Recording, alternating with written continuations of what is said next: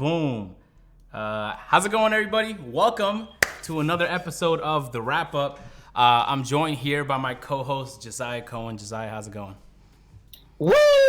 It's been quite the week of NBA 2K League action. I am still pumped. I just got back from the studio. I am so pumped from a crazy night. Agent, how are you doing? I'm doing fantastic. Jeez, you're gas. Hold on now. Okay, so you're probably talking about the Raptors Uprising game, but there was a lot of playoff implications.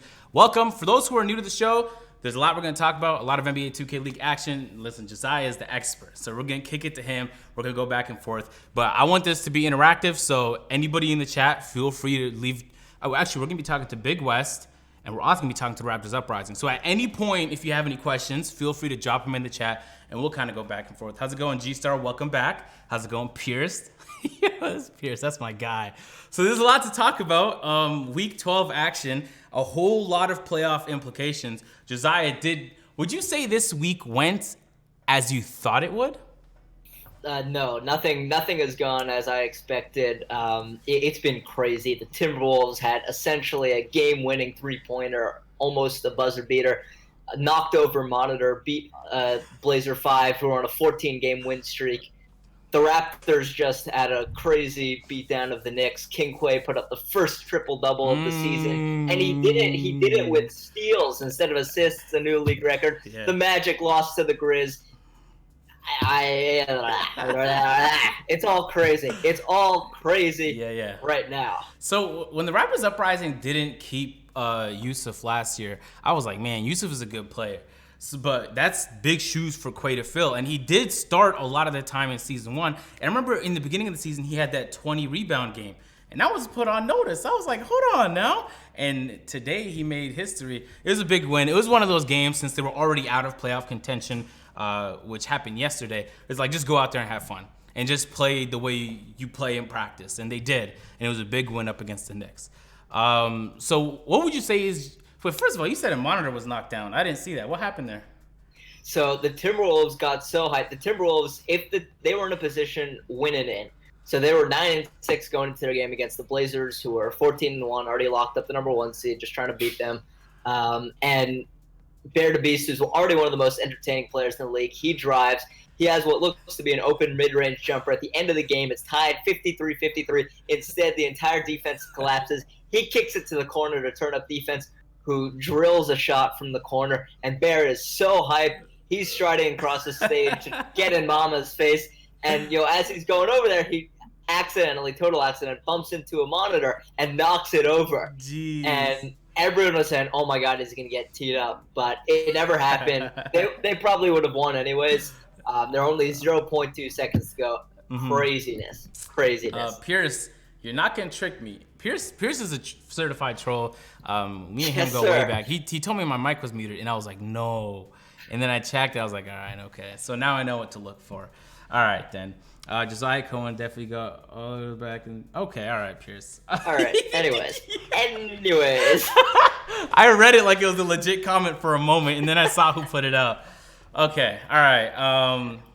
So talk about the teams that were eliminated from playoff contention, and then talk about the teams who clinched playoffs today.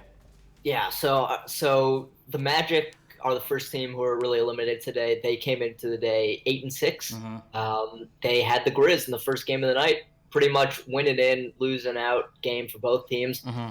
The Grizz, and it's funny because those two teams had traded players early in the season. Yeah, I saw that game. With Toxic going to the Magic and Kelmav going to the Grizz. Uh-huh. Kelmav played great. He brought a ton of energy, and the Grizz got the win, which pretty much knocked off the Magic. Yeah, a point to make on that. At his post-game conference, he said that he almost made it seem as if the team said he was the problem, which is why he was traded away. And it was almost like redemption for him to get that victory, which I thought was interesting because we don't really hear all the drama behind the scenes. But I was like, oh, okay. So the team really wasn't messing with him. He moved to a different team, and he kind of gels and meshes with them now. And that was a big win. If I'm not mistaken, they were still in playoff contention. Was there a game that happened after that removed them? Because I know their chances were slim, but they were still in the race. So here's the whole story. I was in conversation with the league, and they were still sort of figuring out the outcomes and the potential playoff situations. Once the Pacers though picked up the win over the Grizzlies, over the Celtics. Once the Pacers beat the Celtics clinched by virtue of the Magic losing. But the Pacers went to 9-6, so they became a 9-win team.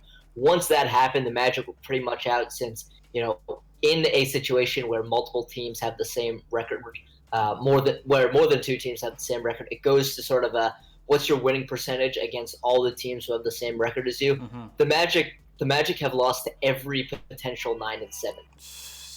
So there's no they're, as far as I can tell, they're out. It's unconfirmed, but they were operating under the assumption that they were out. I'm pretty sure they're out. So we got the Pacers still in. Pacers at the inside track. They pick up a win over the Nets tomorrow. They're in for sure. The Nets still have a chance to make it. They're 7-7. They have 2 games tomorrow. The Grizz picked up a big win. They have one situation where they can get in on point differential, and the Cavs as well. They're the last team with a chance to sneak into that last spot. They're going to need a lot of point differential help and matchup help as well to make it in. Yeah. Who's that? That's Rick in the chat says, is there any park players you want to see in the 2K League? There are players that were dribble heads or dribble gods that made it in the 2K League. VP was one of those guys. He was very popular, known for his dribbling before he even made it to the league. There's plenty of guys that play park and then transition into pro-am before they end up making it to the league. That's usually how it works. But just guys that play only park, that's going to be difficult for them to make the league because they don't play that mode. So that's a tough transition. Even if you're a really good player, it's going to take you at least a couple months before you start competing with some of the best guys there. So it seems like the competition has gotten a lot tougher this year. There's the same amount of playoff spots, but because there's there's 4 expansion teams this year, it's even more challenging to get in. So there's going to be teams with winning records that just don't make it in the playoffs, which leads me to believe, because we're going to talk about it a little bit later, if there's even more expansion teams, there's a good chance for next year that they're going to expand to like 9 or 10 playoff spots, which I think would be awesome. And then I guess like the top 2 teams would get a bye in that situation for the first week. Yeah, here's hoping. I mean, it's going to be interesting. We've had one confirmed expansion team so far, which is Hornets Venom GT, affiliate of the Charlotte Hornets. And that's as you said, it's definitely going to ramp up the competition because even one more team being in, means you play more games, means you got to fight extra hard for that playoff spot. G-Star said, Agent, have Josiah check the chat. I think Josiah's whole monitor is taken up with the video, right? If I'm mistaken. Yes, sir. And I know what's awaiting me in the chat. I don't need to see it. No one needs to see it. Okay, all right. Let's move on to the next. Hold on, guys. By the way, can we talk about how I flawlessly made no errors in my scene transitions and stuff? Because I'm new to a lot of this stuff. So we talked a little bit about the playoff picture even before we got a chance to get in there. Hold on. Let's see which teams are eliminated. So the Warriors Gaming are in, even though they're in 15th place because they won the ticket. They're in, which means there's about 5 teams fighting for the one last playoff spot between the Pacers Gaming, Grizz Gaming, Magic Gaming, Cavs Legion GC, and the Nets GC. They're all fighting for the same spot. If you had to decide, who do you think is going to secure that final spot and make it into the playoffs? Yeah, I think the Pacers have really the inside track at this point. They're 9-6, which is ahead of all the other teams you mentioned there. They have a game against the Nets. It's a huge game. If they win that one, they're in for sure. If they don't win that one, it gets more complicated. What's going to happen there is they actually need the Nets to lose their other game against the Mavs and go to 8-8. And in that circumstance, it'll be 3 teams. We're assuming the Cavs lose. The Cavs could win. It doesn't really matter for the Pacers. The Pacers have good tiebreakers. They beat the Grizz and they beat the Cavs and they beat the Magic. So, however many teams wind up 9-7, if the Pacers are one of them, they're going to make it unless the only 3 teams who can wind up 9-7 where the Pacers don't automatically make it, I think, as far as I know, is the Nets, the Grizz, and the Pacers. And if that happens, from what I know, which is not guaranteed, but I'm pretty confident, it'll go to point differential. Yeah. So really, the Pacers have the inside track. They have 2 avenues to make it in, but really they control their own destiny. They're the only ones who do so. All they got to do is win. Yeah, they've been performing big time. Who's the Greens in the chat said Wolf is a dog and the best lockdown in the league. He came in with that reputation, and that's tough because defensively, especially when you're playing against talented players every single game, to continue to keep that reputation and not get cooked is challenging, but he's done that. Yes, sir. And speaking of cooking, they got Swizzer back on a sharpshooting build this time around. Yeah, he's going crazy. That dude, he might just be the best shooter in the entire league. He might just be that. Yeah. So it worked out really well for them. Matty got back into the lineup, did very, very well. They got a big win just when they needed to after an embarrassing 2-loss week last time out. Oh, yeah, no, it happens. All right, let's move on to the next little topic here. We're talking about NBA 2K League expansions, and we talked about it briefly with the Hornets gaming. So that's one of the teams that were announced. I have a feeling there's more going on behind the scenes, and there's gonna be more teams. If I could see one team that's in the NBA join the 2K League, it would probably have to be Arizona. Arizona, interesting. Like, nice Phoenix team, you know what I mean? Because I'm telling you right now, the Phoenix fans need something like that. Their NBA team is not doing so hot. And plus, I was gonna say the Clippers, but LA already has a team, so they don't really need two teams. What's the chances they double up like that in the 2K League? Probably unlikely. But I'm assuming it's not impossible. It's not impossible. Never say never. The way you said that has me thinking. So obviously, maybe you know things, maybe you don't know things. There's obviously things going on behind the scenes. Some of it is announced, some of it is not going to be announced. But what's one team that you'd like to see join Season 3? Yeah, I kind of want to see, the Nuggets join because, I like where they're at in terms of their franchise right now. They've got Jokic. They've got an impressive team on, but also their owners are invested in esports as well. And I want to see a West Coast team. I think the Nuggets, could have some very cool logos, cool jerseys. So I think that'd be an awesome addition to the West Coast side of things for the league. Experienced esports people in there, a good and up-and-coming NBA franchise. So I think that'd be a pretty cool team. So you talked about esports. So I know the Mavs invest heavily in esports, and they're really big on that. But I don't know if you got a chance to see. I was just scrolling through Twitter, and the Cavs actually have a little. They upgraded their esports team. They showed a little photo on Twitter, which kind of went crazy. And I wouldn't be surprised if more teams tried to follow suit. Yeah, it's a phenomenal facility. I know they've been working super hard on it. Yeah. Been very excited about it. Fly me out there, Cavs. Fly me out. Fly us both out there, frankly. Yeah, I need to head to some of these studios. They're also kind of spread apart, but I've been meaning to go for a while. I really want to go to the Mavs one ever since it launched. That one looks anyway. The only one I've been to so far was the Raptors Uprising one. I know before they got online matchmaking, all the teams kind of had to fly to each other to play games. But now since they have it, they can kind of just sit at home and play the games. But it'd be nice to see some of the more. It'd be nice to see those games streamed, to be honest with you. Yeah, I think they want to keep it sort of, private, just so that it doesn't seem that there are teams who are just absolutely killing it in scrimmages who don't show up on the big stage. So, practices aren't really televised in the NBA, so they're trying to keep it in-house, literally. Yodak in the chat said Josiah knows too much for one person. I'm not gonna dispute that. Listen, man. I probably don't know as much as you think I know. Nah, but maybe I knew you'd think that, and so I'm only saying that. Okay. We're getting into a Princess Bride inconceivable situation out here. We're gonna avoid it big time. But Hornets are not inconceivable. They're real, and they're gonna have some awesome jerseys. So why do you think it is that though the Hornets announced their team? Maybe it's just they joined in a little bit earlier than the other teams. Because I'm trying to think, because they just kind of announced them arbitrarily, in the middle of the season. It's not really uniform in the way they do it, unlike most leagues. And maybe that's just they were ready and they had all the pieces, so they didn't want to wait. Because I remember when the 2K League was originally starting, there were some managers that were announced 6 months before the season started, and there were other managers that were announced a month or two before the season started. And so for players interested in joining the league, it was, hold on, I got a call in your face there. Boom. Yeah. So what is there to be? Well, we don't know too much yet, and we're gonna talk to Bigg West, who's in later on in the stream, who's the coach of the Hornets gaming. But what do you think there is to be excited about that team? I know they picked up a person who's very knowledgeable in the Pro-Am scene. He's been around for a while. But aside from that, Is there anything else you can tell us about that team and their introduction to Season 3? Yeah, absolutely. So this one I actually do know. Shout out Yodak in the chat.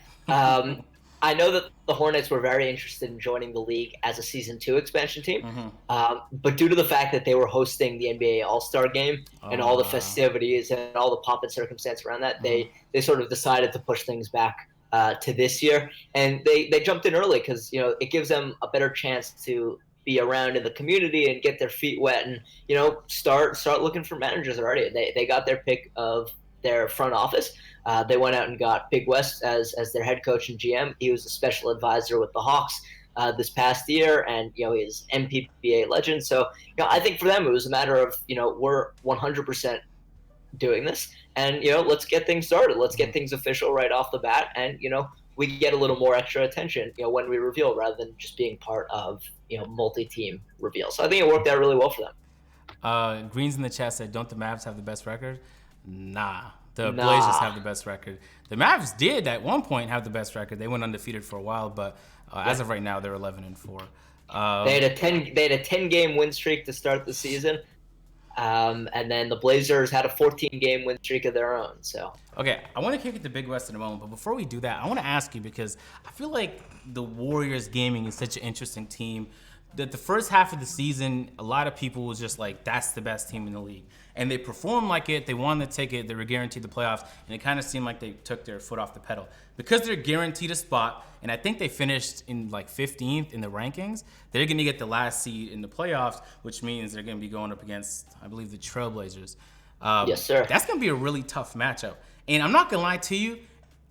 I'm not saying teams should bomb or nothing for placement, but that is not the team I would want to face in the first round.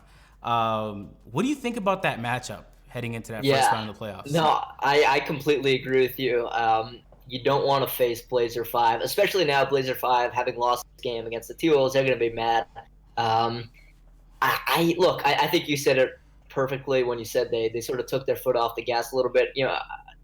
It's tough to say what exactly happened, but it was pretty clear that they didn't have the exact same killer edge that got them 2 tournament wins. But I don't like the matchup against Blazer 5. Honestly, it's a best of 3, which is new this year. Blazer 5 got upset in a 1-game elimination in the quarterfinals last year, so they want playoff success, and they're as Agent has said time and time again, they're a really, really good team. They might just be the best team out there. So it was it worth it? Only time will tell. Only what actually happens in that first round will tell. Okay, and a little bit of a side note. I saw some people saying that maybe they should move the ticket tournament to be that final tournament of the season so that even if a team wins, they still have an incentive to play. Because if you put it in the middle of the season, then you already made the playoffs, right? You could fight for seeding, but I'm just saying, if I was coach, I wouldn't give away any of my plays. You know what I mean? I just keep that in the pocket, make sure, wait till it's playoff time like Greg Pop, and then I'd let all of it go. And then you'd probably have a tougher route to reach the finals just because you're a lower seed. But if you really believe you're that good, and they proved it, they won a couple tournaments, then that's what I would do to try and win it all. That's just it's tricky. Honestly, to the people who say, think it should be at the end of the season, it's annoying that the Warriors can sort of take their foot off the gas by having that spot locked up. Go out there and win the ticket. Go out there and win the ticket. Then you can do whatever you want. It's a fantastic concept of a tournament, I'll tell you that. And I really hope more leagues adopt things like that. Like, wouldn't that be amazing in the NBA if something like that existed? Because injuries happen, especially in the NBA and other leagues. It would be nice if there was a way for competitive teams that just had a rough start to make it in the tournament because they deserve to do so. At least that's how I think. It kind of gives me like March Madness vibes. Just like Cinderella teams making it all the way, like the Knicks did last year in season 1. Anyway, so we're gonna flip it to the interview with Bigg West. He got picked up by Hornets Gaming, and I've had conversations with him in the past. I've seen him in and around the community, but I'm gonna let him tell his story, how he got hired, what he's doing for the organization, et cetera, et cetera. So Bigg West, welcome to the RapUp. How you doing? I'm doing good. Boom. So talk to us. I'm sure like you've been to interviews and this has kind of been in talks for a while, but you finally got the position. Why don't you tell the people what that position is and what you do for Hornets Gaming? Okay, yeah. So that position is, like I say, the head coach and general manager of the Hornets Venom GT. So I'll be leading the team, obviously, in the draft. And let me turn my stuff down. So I've been leading the team in the draft. I've obviously picking the team, coaching the team once the team get here. Um, I say, getting the practice facilities together, player housing, etc., and just whatever else the team needs at, as they need it. Uh, just a note for the chat. If you guys have any questions for Big West, feel free to put him. We'll relay it to him, and we'll try and get him to answer him. So what kind of role do you have before the season starts during the combine when it comes to analyzing and scouting players? So like say before the season starts, so that will be, I want to say, probably like my primary thing is to start analyzing, scouting players. Like I said, on top of that, we'll be getting a practice facility together. We'll be getting player housing together. Probably just some marketing things, and just getting the brand out there. I'm definitely trying to establish myself in the community and establish a team in the community as well. So like I got a lot that I'm planning on doing. But I really won't physically get started with that until mid-August. Awesome. And you've worked for the Hawks Talent GC already as a special advisor. What did you learn there that you're going to bring with you to the Hornets? So like working with Hawks Talent GC, I honestly I learned a lot. Just dealing with how the structure of the league go. Pretty much who pay for what, who do this. Like the real structure of the league behind the scenes. I obviously we learned really watching these players. Like I'm gonna tell you, these players they stay up too late at night playing these games. So, I just want to put that out there. But scouting the players, and just learning how to put a team together. You get, like getting guys with great character. The guys we felt like was going to fit well, mesh well together, especially with whoever we pick with our expansion draft. When we had that, so we definitely want to take our expansion players, thoughts into consideration when we going in the draft moving forward. Like after the expansion draft. So I kind of picked up on all that with the Hawks. G-Star in the chat asks, what's your draft strategy? Have you had a chance to maybe even think about, well, you've worked with teams in the past and you've been in the prime community for a while, so maybe you already have an idea, but is that something you could talk about, or is that a trade secret? I mean, like for me, my draft strategy is right now, it's like I'm just currently right now focusing on the expansion draft, like, so I'm just trying to watch as much of these games possible. Like I go back and watch some games when I get off. So just trying to look at the talent that's in the league right now, because obviously that's going to be who I get to choose from during the expansion draft. After that, my draft strategy will possibly change when I get my players from the expansion draft in place, because like I said, I definitely going to take their thoughts into consideration and things like that. And then obviously anybody who know anything, once the game come out, we got to see how the game's played, right? What work, what don't work.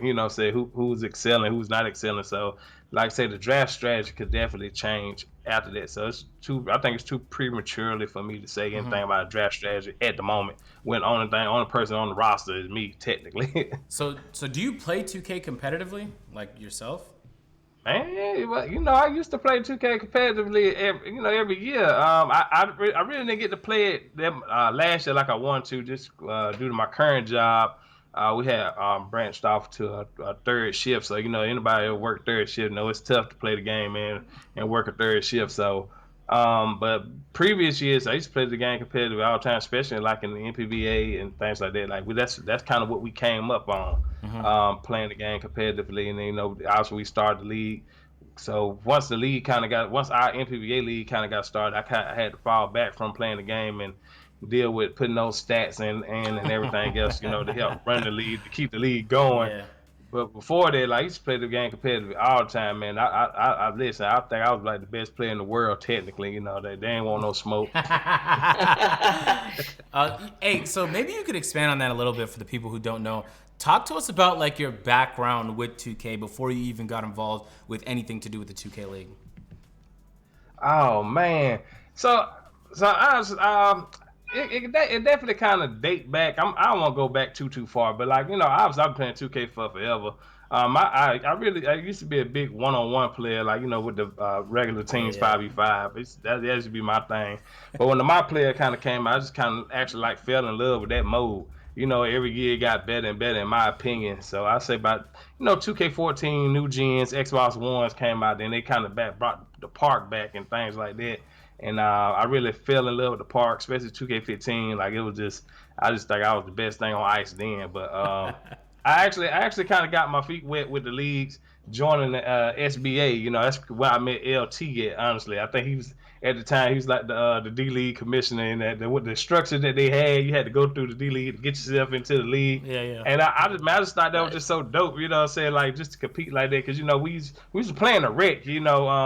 But it kind of but the SBA kind of gave us a little more structure or whatever. Like far as playing games and things like that. So I kind of fell in love with that.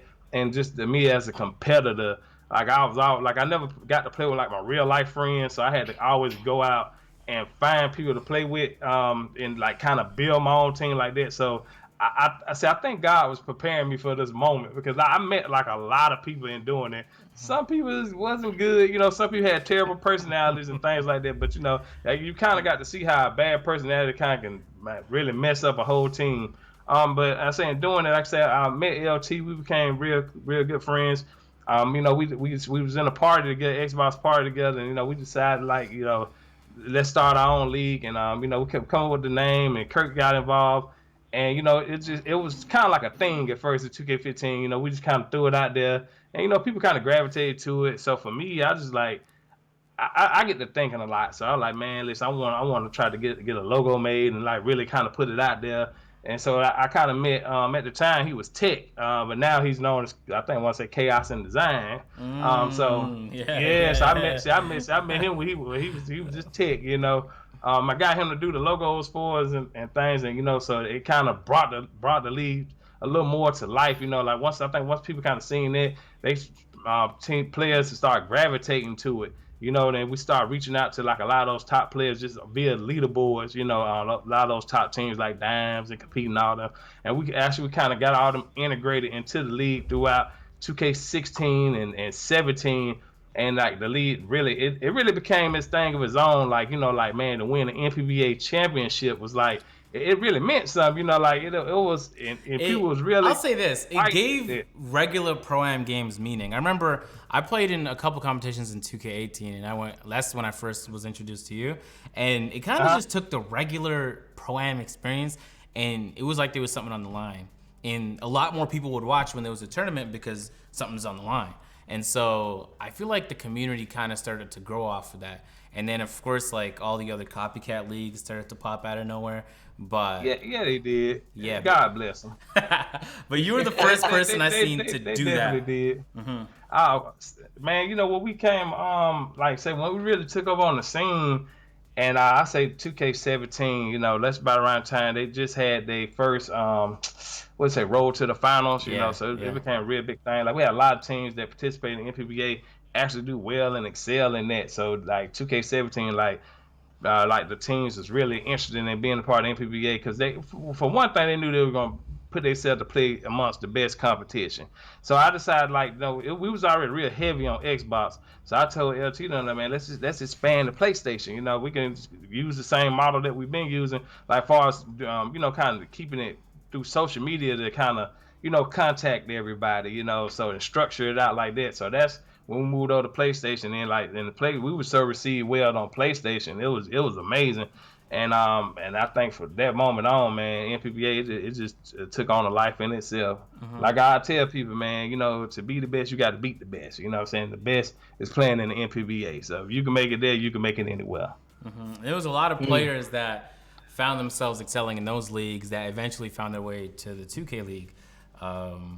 And so, yeah, that's dope. So I know you came up, you made a name for yourself in the community, and then, of course, you started to get involved with 2K League teams, and it's kind of dope to see everything go full circle, and now you have a full-time position with a new expansion team, and you have a chance to do things on your own.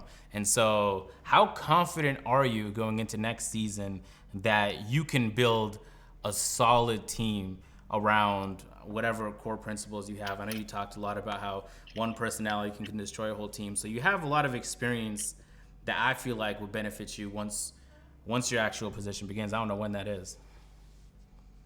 Like I said, the actual position begins, like I say, mid-August.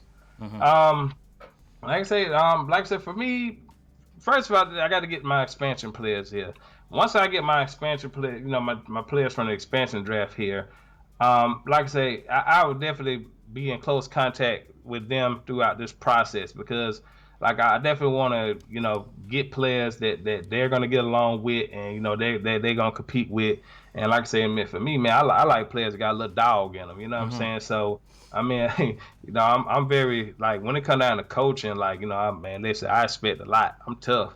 I mean, like, I don't really know if they deal with that in the league right now. I might be too much for them, but but when we go through the interview process, things like that, I definitely think they'll get a good understanding, and they just might not want to play for me. They might, and that's okay. Cause I want people here that gonna want to be here. You gonna expect you're gonna put in some work. I expect a lot out of you. You can expect a lot out of me, and together we gonna do it. So you might have some. I might have players say I don't want to play for you. Yeah, and that's perfectly fine. AJ in the chat asks, is there a certain position you're interested to build your team around when the draft comes? I mean, so everybody, it ain't no secret in this league. Point guards make your team successful. So I need a point guard, a dog. That's what I need. So that's what I'm building my team around when the time comes. Do you feel like you're at a disadvantage because you're an expansion team and some of these already established teams have their superstars or their star players and they just can already find the pieces to build around them, but you're kind of starting from scratch in a league where there's teams that already develop some team chemistry? I don't. Not really. It depends. Like, as far as this year, let's say it depends how many players they let them keep in the expansion draft. They let them keep 3 or 4. That's gonna put us at a kind of like at a disadvantage to a certain extent. But there's a lot of great talent that's left coming that could possibly make this season 3 pool. Like, it's still a lot of good players out here, great players. So all they gotta do is just make the pool really, and that'll put everybody pretty much back on an even playing level. I don't think they really won't have is, like, say, that league experience. But I think throughout practices and things like that, we could kind of get them up to speed on that. I already have an idea of who you're looking at, just from the tone of your voice. Spoiler alert, it's a point guard. But what's one important attribute you're looking for in players? For me, like, I like players that definitely got leadership qualities, and that's just a character thing. Like, I like leaders, and it's okay if you have a few followers, but like, if you can kind of get a guy that's a great leader, and the players can gravitate to him, and will follow him through anything. That's the kind of player that I like. I like players that want to work hard, that want to get better every day. If I actually go practice these dribble moves, do that. That's what I want. So that's what I like. I just like guys that want to come work, want to get better, and just be a leader. Pierce finally asked a decent, legitimate question. So I know there's been times where the actual NBA team kind of integrates, or maybe you meet some of the players in the NBA team. And Pierce asked if you would meet Michael Jordan. You know what? I don't know. I saw a picture with Dimes and Mark Cuban. Maybe I see him around the spectrum one day. Who knows? Invite him up for some games. Well, one of them. Oh no, that would be some banger content. Can you imagine dropping off Michael Jordan on 2K? That'd be crazy. That'd be crazy. Listen, I believe it's gonna happen. I believe we're gonna meet MJ, man. I'm gonna request it. You better believe it. There we go. That's a good GM right there. You know what I'm saying? I'm definitely gonna request that we meet him. Everybody want to meet Jordan. So I never met him before. So listen, I'm sure my team might not have met him before. So believe me, I'm gonna request that we meet him some kind of way. All right, man. Big West, thank you for joining us on the wrap up. Congratulations on getting your role, and I wish you the best of luck. I'm going to be paying close attention to see how the draft unfolds and how season 3 unfolds. But best of luck, man, moving forward. Man, thank y'all so much for having me, man. All y'all people that's tuning in, make sure y'all follow Hornet Jenna VT on all social media platforms. We're gonna try to do some great things. We're gonna definitely interact with everybody. And just come along with the ride for us. Like I say, and by the way, please allow me a chance to make mistakes if I make them. Like give me that chance. Like the only way you get better is to learn from your mistakes. So let's put that out there now. So I know how the community can be. So other than that, thank y'all so much for having me on the show, man. I appreciate it. I love what you do, Agent and Josiah. You know you the man. Thank y'all so much. Yeah, no problem. We'll have to get you on the show sometime next year. Oh, please do. You know I'm available. All right, man. Till next time. All right, now. Congrats again. Jeez. Okay. All right. Oh man, I didn't even switch the topic the whole time. Rip. Boom. Okay, so let's talk about some 2K20. We're gonna be on the phone with. I actually don't know which members of the Raptors Uprising, so it's gonna be a little surprise to all of us. They had a big win against the Knicks today. That'll be in the moment. But before we do that, there was a lot that happened with NBA 2K20, and Josiah, I would like to talk to you about that. Mostly there was a lot that happened, so I don't even know where to start. But let's begin with the ratings, right? NBA 2K went on a live stream and they talked a little bit about the ratings, and I believe his name is Mike Stauff, the guy who does the ratings for NBA 2K. And for the most part, he does a pretty solid job. I feel like there's only been a few times in the last 5 years where I've had a problem with the way he rated somebody. Is there any players here that stand out in the rating release live stream that they did? You know, no player in particular really stood out to me. But what I liked, when the ratings come out, I always like to see how your traditional like NBA media sort of reacts. And you know, it's sort of like Madden as well, where players get all annoyed about their ratings, and then with the NBA, sometimes people are like, "All right, how are you rating these players?" And it's interesting to see. You know, I saw like Rachel Nichols, you know, did a good job defending 2K, and you know, I'm always interested: are players going to like their ratings? Are players going to hate them? I'm sure every player would love to be 99 overall if possible, but that's just not possible. That's what my team is not for. what happens. Yes, exactly. So you know, maybe they're playing my team. You know, you already see like LeBron and AD, you know, playing 2K, getting ready with the Lakers. Like, all right, you know, that's kind of cool. It's kind of cool. Yeah, the only thing, I don't even know if this was confirmed, but I saw some posts about it, because they only really showed the ratings for the top players, but there was a rumor that Jeremy Lin was a 75 and they rated Van Fleet a 76. And I was like, yo, on what planet is Van Fleet a 76? He was out there going crazy in the playoffs, man. He got to at least have an 80. That's just disrespectful. But I don't know. I mean, just at least when, okay, Jesus, I'm setting myself up to get roasted by the chat here. But when I used to play a lot when I was in high school, every time I go to a tryout or something, I used to think I was way better than I was. You know what I mean? So like, now looking back, I can reflect and say, nah, I was horrible. But it's kind of like everybody on 2K. You ask anybody, they're always the greatest 2K player. But in reality, some of them are lacking on defense, or they can't shoot consistently, or, you know, there's always... Anyway, besides the point. So John Wall has gotten angry at Ronnie 2K in the past. Ben Simmons has gotten angry at Ronnie 2K in the past. So it's really only a matter of time before an NBA player asks for the rating and then does not like it and then gets angry at Ronnie 2K. I saw Terrence Ross respond to Ronnie. And he was like, yo, how am I've been like a 75 for 4 years now. What's happening? But yeah, it's interesting the way they did it this year. They've never done a live stream for that before. So yeah, anyway. Jesus. Okay. Yeah, I did set myself up in the chat. A little bit. Yeah. I like the live stream. And you're absolutely, I think I also remember Terrence Ross. You know, he's always like a 75 or something. But what is this with Raptors and ex-Raptors and future Raptors being 75, 76?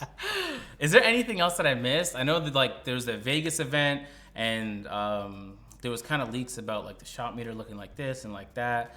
But aside from that, there was no other official announcements that were made about NBA 2K20. I guess we're gonna have to wait. What I did find out though, and a lot of people don't even know this, NBA 2K is gonna be NBA 2K20 is gonna be playable at Gamescom. So not only is it gonna be there because it wasn't there last year, but it's gonna be playable according to the articles that I've read. So for whoever's in Europe and can make the trip out to Germany, that's gonna be dope because that's like a nice 3 weeks before the game even launches and you get a chance to have your hands on it. I don't know whether or not they're gonna let you record there, but that exists. And I was really close to flying to Germany. I was about to say, Agent to Germany confirmed. Because I've been looking for an excuse to go to Europe for a very long time. Then when I found that out, yeah, I almost did it. But yeah, I don't think there's any other 2K20 news I'm missing. I think you're good. Yeah, no, it's been exciting, and I'm always ready to see. I always want more. I always want more and more. Yeah. Oh man, you have no idea how much I just want that game to drop already. All right, we're gonna move on to the final part of the show. We're talking to the Raptors Uprising, who had a big win today, but unfortunately, the way things played out, they're eliminated from playoff contention. So it's going to be a good opportunity for them to reflect on how the seasons went. And I'm not even entirely sure which players we're going to be speaking to, but it'll be a surprise to us. And I'm pretty sure, like at the end of the day, they didn't win the championship, but they're living their dream. They're playing 2K and they're getting paid to do it. So I'm sure they're all grateful for the opportunity. And they showed a lot of heart. So they're going to grind, and hopefully they could all make it back into the league next year, especially considering there's going to be some expansion teams. So welcome to the Raptors Uprising. Welcome to the RapUp. And it seems like their mic is not working.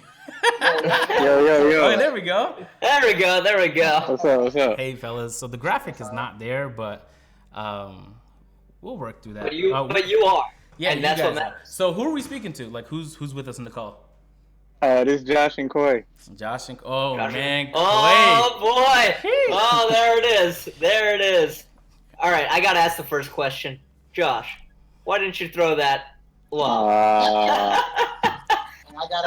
Look, it wasn't intentional. Like one of the plays before, I tried to give them the ball and they wouldn't let me.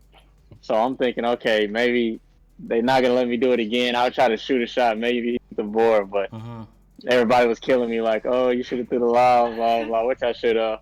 I'll probably watch that, but luckily he still got it. I was the one who passed it to him and got the assist, so lucky he still got it. Yeah. There you go. It all worked out, and yeah, that's phenomenal. Quay, you were getting double teamed. I think you were getting triple teamed as well. How'd you get that shot up, that last shot up to get you the triple double right at the end of the game? I mean, honestly, like I just knew like they were trying to double team me, and I told them I'm gonna have not this year, but last year. You know, I'm like I had to take a jump shot. I told them two plays before the jump shot. I'm like, I gotta shoot this. Like if I'm gonna get this triple double, I'm just gonna shoot.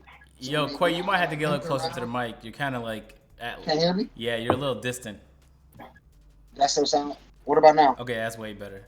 There we go. All right, yeah. So basically, like when I was just moving around, like I was just trying to beg, get open, like, and they seen me. They hit me in a small window. I take the shot. Who's seeing you? It was TSJosh. Okay, TSJosh seen me. You know, I took the shot. It was open. And it went in. Here it is. It's history now. So I know you guys got eliminated from playoff contention yesterday. I'm sure that sucks to hear, but how did the team react to it, knowing that you guys weren't gonna move on to the playoffs? Honestly, I mean, we pretty much knew, like, you know, once we lost last week to the Heat, like, the chances were really slim. You know, that didn't keep our, morale down. His last game, so let's go. So, the guys, we really played free this game. You could tell we were relaxed. We didn't really overthink it. I just told them let's go out there and have fun. The rest is history. Josh, how confident are you guys that you perform well in this season, and are you expecting to see yourself back next season? Is there anything you feel like you could have done differently? Like, what are your plans moving on past season 2 of the 2K League? I don't even know if you've thought of it yet, because I know you guys were in grind mode trying to finish the playoff race, but what's your mindset been around that? Yeah, I mean, we knew we had a good team here, just like last year.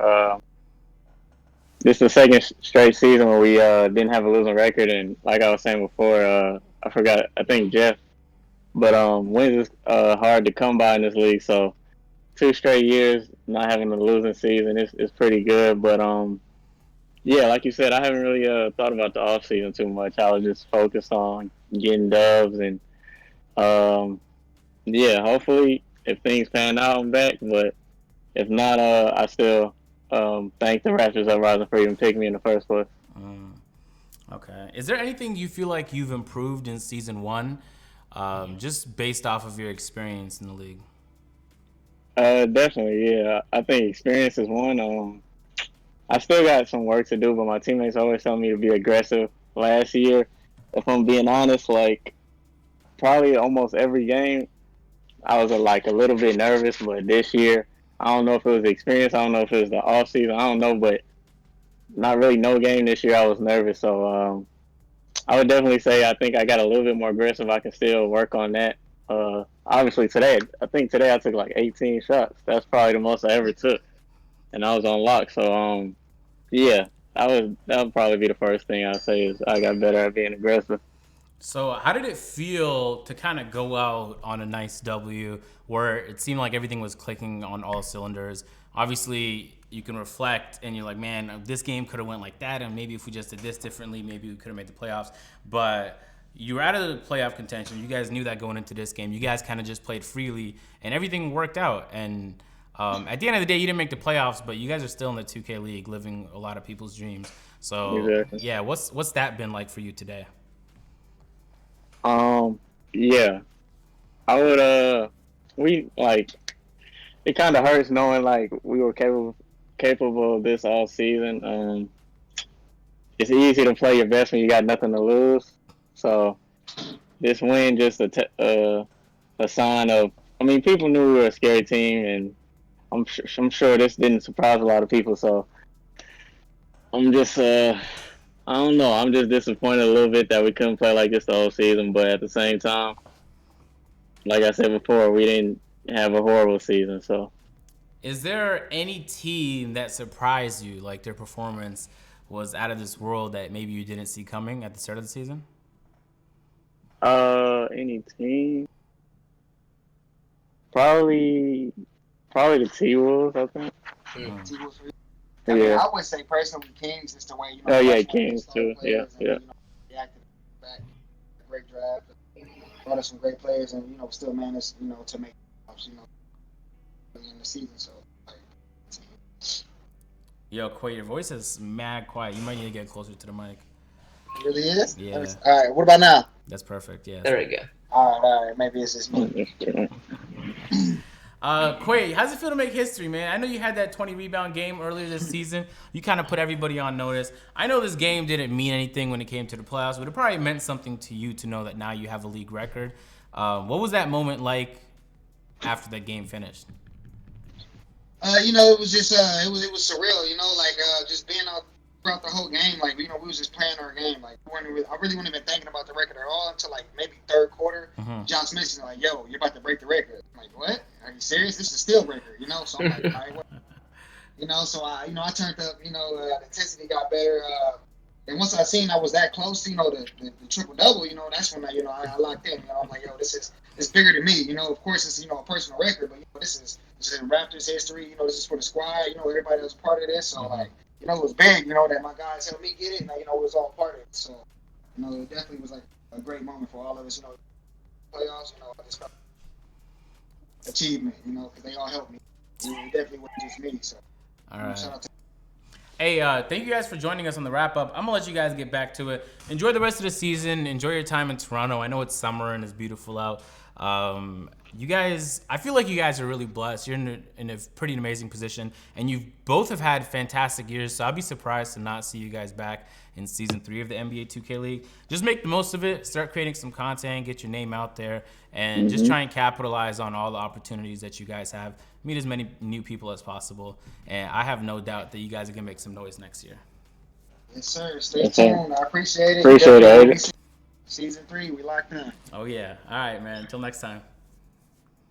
Yeah. All right, ladies and gentlemen, that was Josh and Quay from the Raptors Uprising. So we got some final words before we head off on the wrap up. This is, by the way, for those who haven't already, make sure to drop a follow on the Raptors Uprising Twitch. If you guys came here from the NBA 2K League host, make sure to click on the Raptors Uprising Twitch stream and then follow on the page. Josiah, is there any final words you want to say before we head out? I feel like I used up all the energy I had coming in. I'm excited to see what tomorrow brings. Playoffs, finals, it's all happening so fast. And, you know, great job by the Raptors tonight. You know, not every team, even when they're playing with house money, comes out as strong as they did. and did a great job in making their last game really, really fun. Absolutely. Mike in the chat asked Agent, where can I cop one of those Uprising hoodies you always wear? Yo, they do not exist, guys, because I tried to buy more of them. Shane just gave them to me, all right? So I don't know where they get these, but they should be selling them because they are fantastic. I'm not capping. That Champion hoodie is fire. I wear it all the time. And even that other hoodie. I'm telling you. All right, anyway, maybe one day they'll like sell them and then I can get like 6 of them for my closet. As of right now, I don't think you can buy them because I looked on the website like 6 months ago and I did not see them. Anyway, thank you guys for joining the stream. If you haven't already, make sure to drop a follow on the Raptors Uprising Twitch. We're doing this as a weekly show right after the NBA2K League finishes, so make sure to drop a follow. We can do all that good stuff. You got my Twitter up here and Josiah's Twitter above his head too. Make sure you go follow us as well, and we'll see you guys on the next show. Peace.